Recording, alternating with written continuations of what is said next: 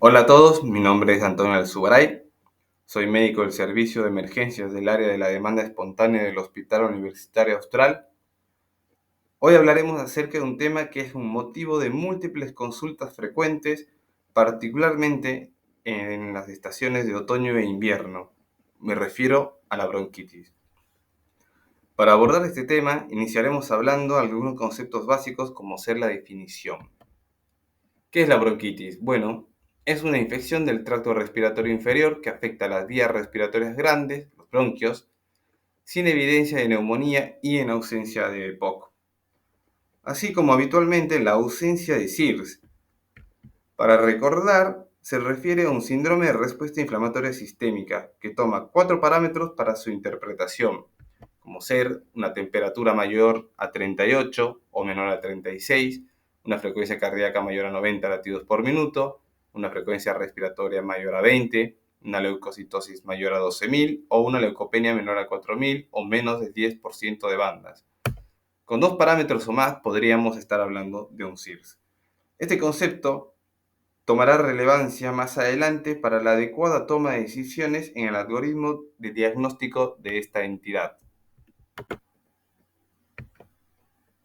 Además, hablaremos un poco acerca de la etiología.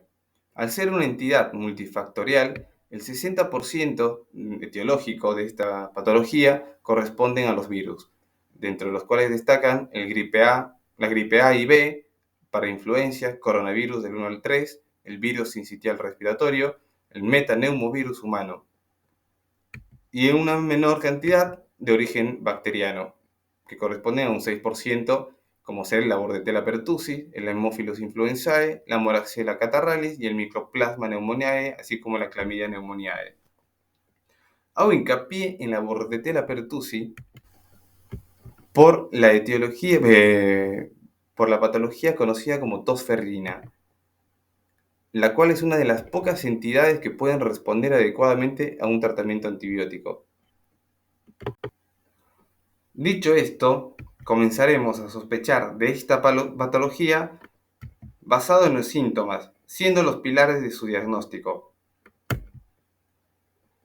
Los síntomas predominantes y principalmente es la tos, que suele ser de 1 a 3 semanas, puede ser purulenta o no purulenta, puede estar precedida por infecciones de vías respiratorias superiores, puede estar acompañada de roncus o sibilancias. Habitualmente los roncus suelen aclarar con la tos, generalmente en ausencia de SIR, como mencionábamos al inicio durante la definición.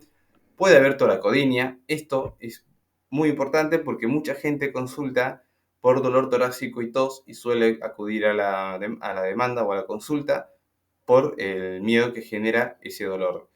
Y bueno, esto que se mencionó previamente, que suele aparecer en otoño e invierno. En un ítem aparte pongo a la tos ferrina porque más allá de presentar todos estos síntomas, se caracteriza puntualmente por presentar paroxismo de tos acompañado de un grito inspiratorio o emesis posterior a la tos. Y en épocas de brotes conocidos, el paciente suele referir toso hasta querer vomitar o con una inspiración no cede para nada los accesos de tos. Es muy común, ya que es el principal síntoma que lleva al paciente a la consulta. ¿Cómo desarrollaremos el algoritmo diagnóstico de estos síntomas? Bueno, el diagnóstico de esta patología es netamente clínica, el que se habló previamente durante los síntomas, que se caracteriza básicamente en la tos, entre 1 a 3 semanas. Y el desafío y el reto principal es diferenciar dos cosas: si corresponde a una etiología viral o bacteriana, o estamos ante la presencia de una patología intersticial que ocupa el parénquima pulmonar. Como acá hay un pequeño gráfico donde podemos ver la diferencia entre una bronquitis y una neumonía. En la neumonía hay ocupación alveolar y en la bronquitis no. Por lo tanto, sabiendo esto, nosotros para poder hacer esa diferenciación tenemos herramientas que son los estudios complementarios, que no se piden habitualmente, ya que es una entidad, como se repitió, que se suele diagnosticar sintomáticamente.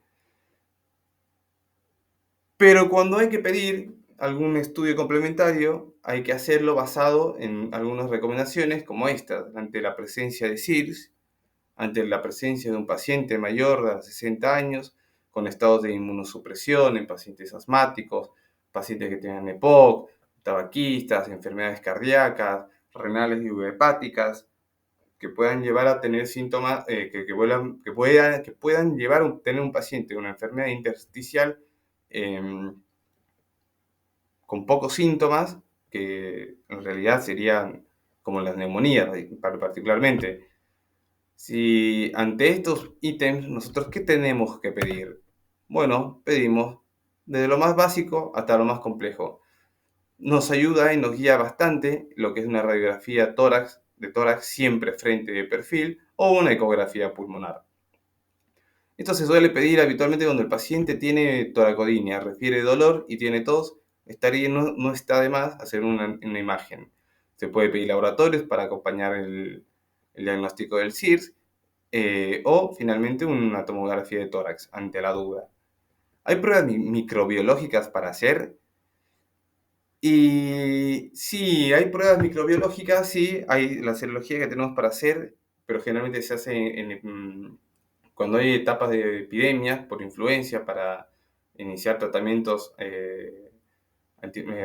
virales contra la influenza con Centamivir, que bueno, eso solo se hace en épocas de epidemia. Y si persiste la duda, una procalcitonina, siempre y cuando se tenga a disposición, nos ayuda a aclarar bastante las aguas para saber diferenciar entre una entidad etiológica viral o bacteriana.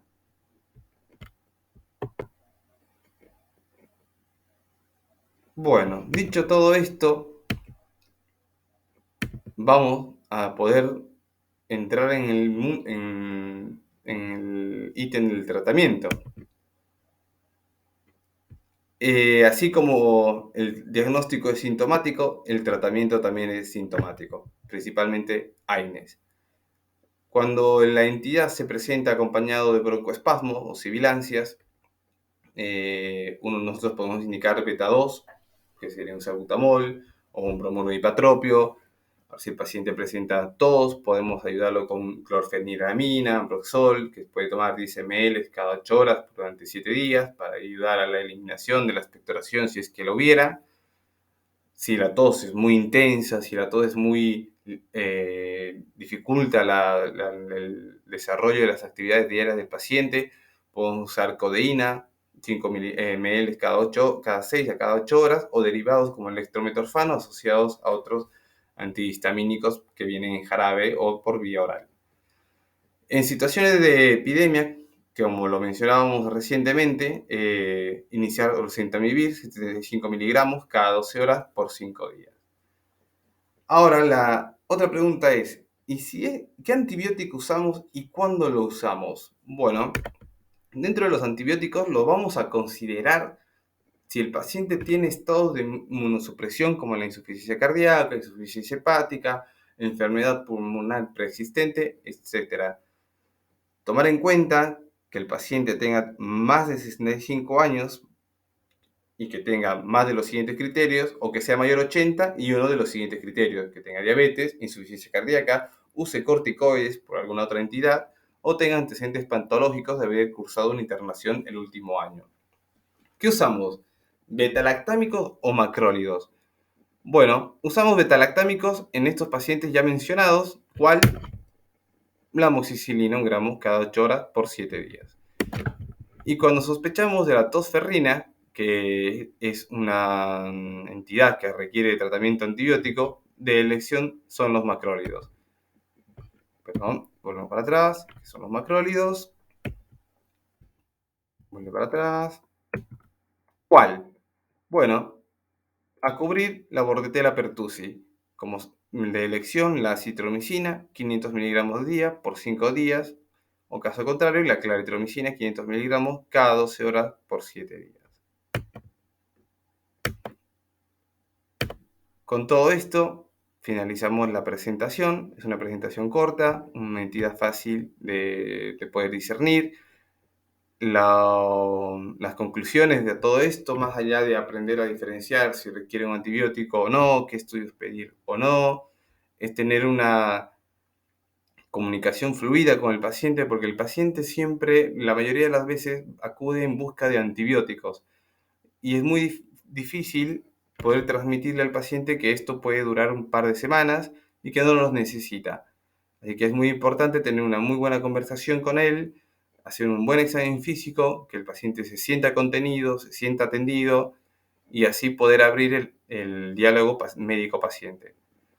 Agradezco mucho su atención y me despido. Muchas gracias.